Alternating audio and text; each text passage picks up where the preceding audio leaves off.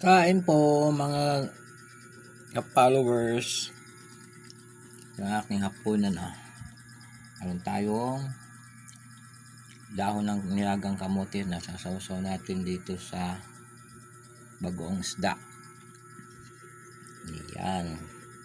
Malinis yung kamay ko Kain.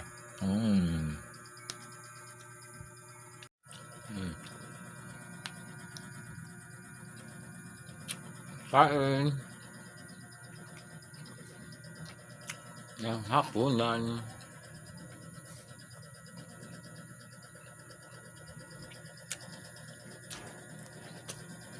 Sarap, diba? Thank you for watching.